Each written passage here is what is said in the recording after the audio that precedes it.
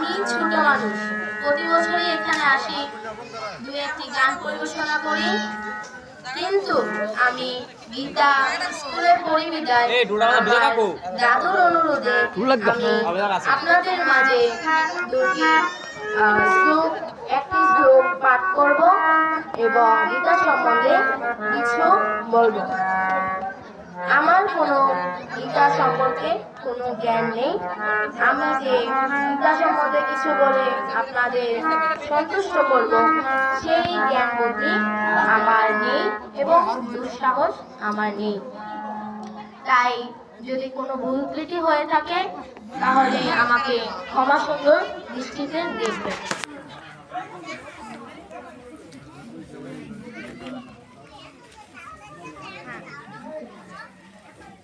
মঙ্গলাচরণ। অখণ্ড মণ্ডলাকারম ব্যক্তম যেন চরাচরম তৎপদং দর্শিতম যেন তস্मै শ্রী গুরুবৈ নমঃ। গুরু ব্রহ্মা গুরু বিষ্ণু গুরুদেব মহেশ্বর গুরুরেব পরম ব্রহ্ম তস্मै গুরুবৈ নমঃ। অজ্ঞানতিমিরান্ধস্য জ্ঞানাঞ্জন শলাকয়া চক্ষুরোন্মিলিতং যেন তস্मै শ্রী গুরুবৈ নমঃ। হে কৃষ্ণ করুণা সিন্ধু দীনবন্ধু জগৎপথে গোপেশ গোপিকাকান্ত রাধাকান্ত নমস্তুতে। তপ্ত কাঞ্চন গৌরাঙ্গী রাধে বৃন্দাবনেশ্বরী বৃষভানুসুতে দেবী প্রণমামি হরিপ্রিয়ে। ওম বৃন্দায় তুলসীদেবায়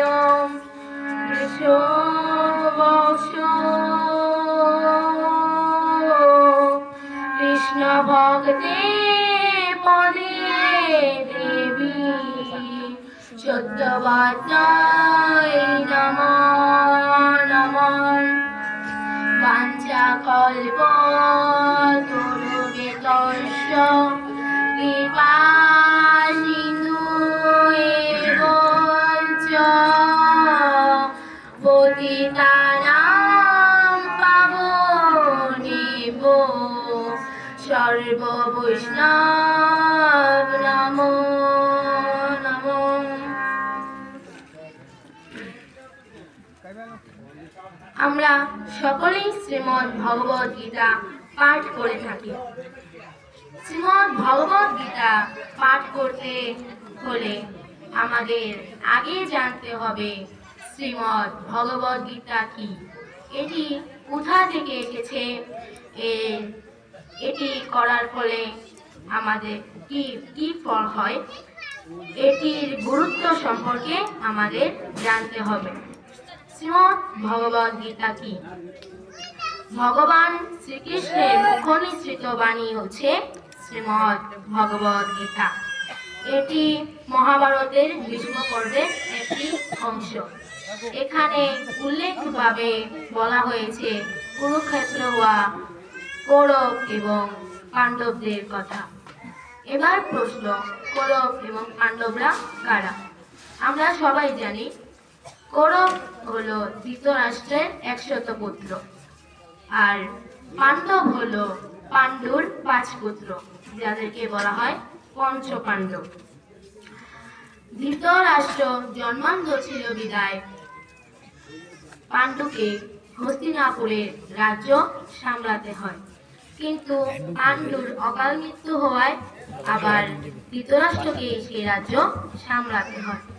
তাই পাণ্ডবরা সত্যমতে যদি প্রাপ্তবয়স্ক হয় তাহলে কিন্তু তাদেরকে রাজ্যভাগ দেওয়া হবে। তাই তারা প্রাপ্তবয়স্ক হওয়ার পর যখন নাকি তাদের রাজ্যের ভাগ নিতে যায়, তখন রাজা দুর্যোধন মানে ধৃতরাষ্ট্রের পুত্র এবং তার মামা শকুনি কূটনৈতিক চাল চেলে পাশা খেলায় পাণ্ডবদের হারান এবং তাদেরকে বনবাসে পাঠায়। সেই সময় দেখা হয় ভগবান শ্রীকৃষ্ণের সাথে অর্জুন। যখন নাকি তারা সেই বনবাস ছেড়ে আবার এখানে আসেন এবং তাদের রাজ্যের ভাগ নিতে যান, তখন ধৃতরাষ্ট্র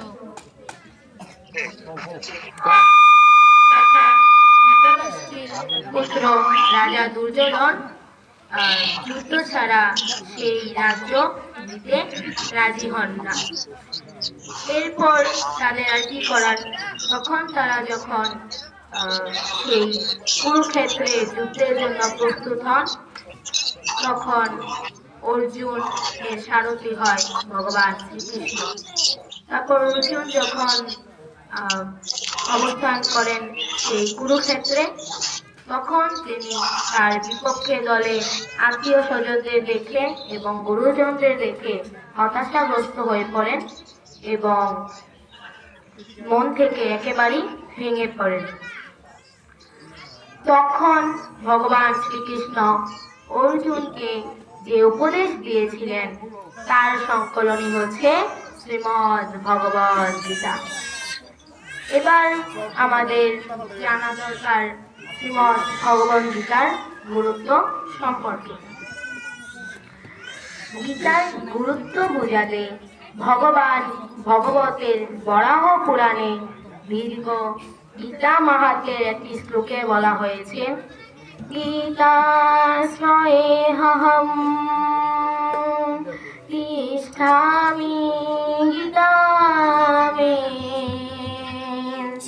শ্রুতমং গৃহং গীতা জ্ঞান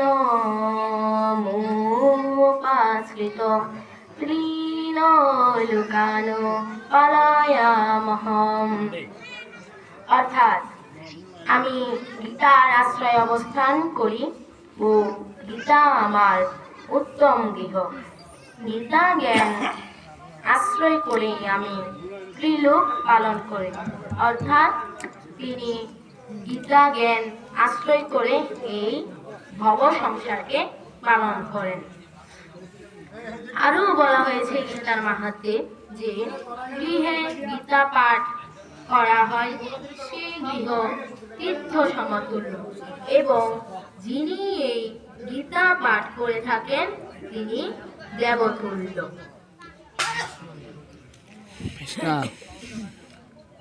এবার জানা প্রয়োজন গীতায় কি কি আছে।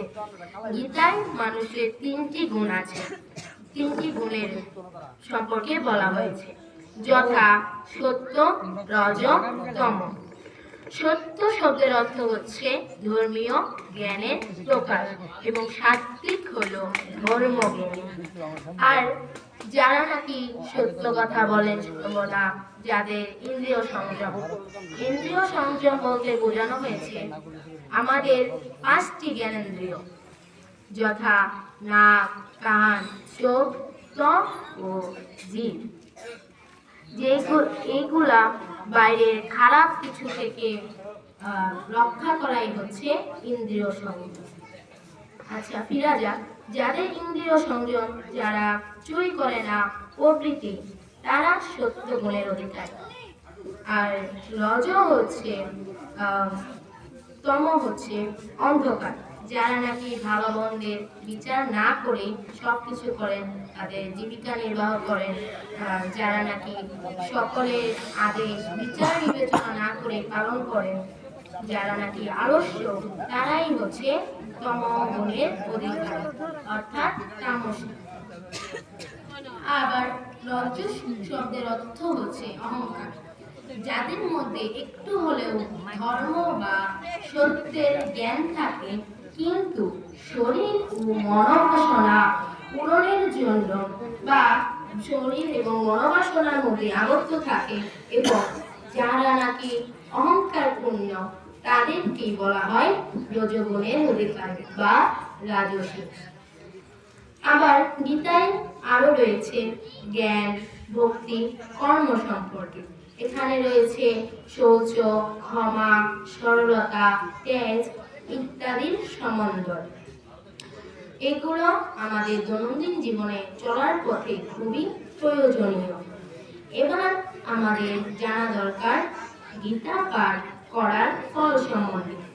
গীতা পাঠ করার মাধ্যমে অমানুষ থেকে মানুষ হওয়া যায়, অভক্ত থেকে ভক্তে পরিণত হওয়া যায়, বা শুদ্ধ ভক্তে পরিণত হওয়া যায়। এবার সবার প্রশ্ন, ভক্ত তো ভক্ত, ভক্ত আবার কিভাবে শুদ্ধ ভক্তে পরিণত হয়?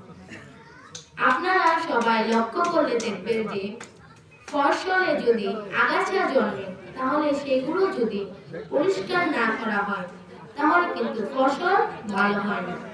তদ্রূপ আমাদের মনে যদি কামক্রোধ রেখে আমরা বা ষড়রিপু রেখে আমরা ভগবানের নিকট প্রার্থনা করি, তাহলে কিন্তু আমরা আর ভগবান শ্রীকৃষ্ণের নিকট সান্নিধ্য লাভ করতে পারি না এবং তার আতুর চরণে ঠাঁই পাই না। তাই মনের আগাছা, সব আগাছা মানে কাম, ক্রোধ, লোভ, ষড়রিপুগুলো বর্জন করে আমাদের ভগবানের নিকট প্রার্থনা করতে হবে। তাহলেই ভগবানের সান্নিধ্য লাভ করা যাবে এবং ভগবানের আতুর চরণে ঠাঁই পাওয়া যাবে। আবার ভগবত কথা শ্রবণ করার ফলে পশু মনুষ্যত্ববোধ লাভ করে এবং মানুষ দেবত্ববোধ লাভ করে। এখন গীতা জয়ন্তী চলছে গত একাদশী থেকে পরের একাদশী পর্যন্ত। তাই আমরা সকলেই চেষ্টা করতে পারি শ্রীমদ্ ভগবত গীতা পাঠ করার। এর ফলে আমরা ভক্ত মানে শুদ্ধ ভক্তে পরিণত হতে পারবো এবং আমাদের মধ্যে দৈবিক ভাব জাগ্রত হবে। এবার আমি ছোট্ট করে একটি শ্লোক বলবো। ওম নমো ভগবতে বাসুদেবায়।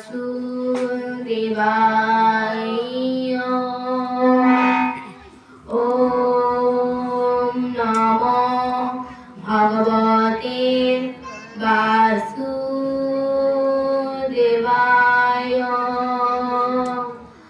ওম নমো ভগবতে বাসুদেবায়।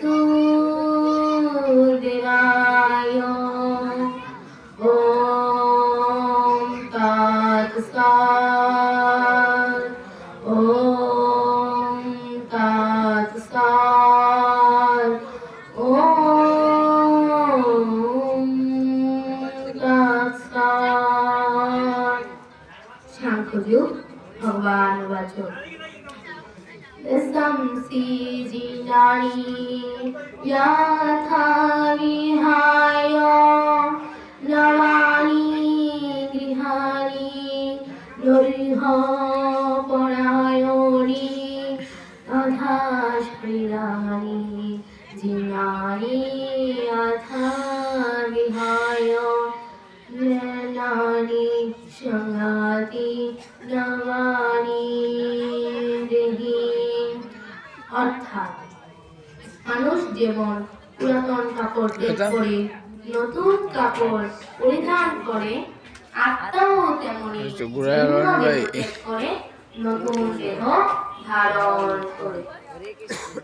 শ্রীমদ্ ভগবত গীতার মাহাত্ম্য। গঙ্গা গীতা চ সাবিত্রী সীতা সত্তা পতিব্রতা ব্রহ্মবলী ব্রহ্মবিদ্যা ত্রিসন্ধ্যা মুক্তিগেহিনী অর্ধমাত্রা চিদানন্দা ভবগ্নি ভ্রান্তি নাশিনী পরানন্দা বেদত্রয়ী তথার্থ জ্ঞানমঞ্জরী চিত্তজেনি চর্পিণীতম নরনিশ্চল মানস জ্ঞান সিদ্ধি লবেনিতম তথান্তে পরমম পদম। ক্ষমা প্রার্থনা। ওম যদস্খরম পরিব্রষ্টম মাত্রাহীনং চ যদ্ভবে পূর্ণং ভবতু তৎপ্রসাদাৎ জনার্দন। অর্থাৎ যদি কোনো অক্ষর মাত্রাহীন ভাবে উচ্চারণ করি তবে হে গোবিন্দ তোমার কৃপায় যেন তা পূর্ণতা লাভ করে। পূর্ণমাদ পূর্ণমিদং পূর্ণাং পূর্ণমুদচ্যতে পুনশ্চ পূর্ণমাদায় পূর্ণমেবাবশিষ্যতে। স্বস্তি বাচন। ওম স্বস্তি ন ইন্দ্র বৃদ্ধশ্রবা স্বস্তি ন পূষা বিশ্ববেদা স্বস্তি নস্তার্ক্ষ্য অরিষ্টনেমিः স্বস্তি ন বৃহস্পতি দধাতু। সর্বেষাং মঙ্গলং ভূয়াৎ সর্বে সুখিনঃ ভবन्तু সর্বে সন্তু নিরাময়াঃ সর্বে ভদ্রাণি পশ্যন্তু মা কশ্চিৎ দুঃখভাগ্ ভবেৎ। অর্থাৎ সব কিছুই মঙ্গলময় হোক, সকলেই সুখী হোক, সকলেই নিরুখ হোক, সকলেই শুভ দর্শন করুন, কেউ যেন দুঃখ ভোগ না করে। ওম শান্তি। ওম শান্তি। ওম শান্তি। জয় গীতা জয় গীতা জয় তোমার জয়। জয় গীতা জয় গীতা জয় তোমার জয়। জয় গীতা জয় গীতা জয় তোমার জয়। জয় জয় শ্রীমদ্ ভগবদ গীতা প্রেমানন্দে হরি হরি বল হরি বল। জয় জয় শ্রীমদ্ আচার্য বিবেকানন্দ গোস্বামী প্রেমানন্দে হরি হরি বল হরি বল। দয়াল তীব্র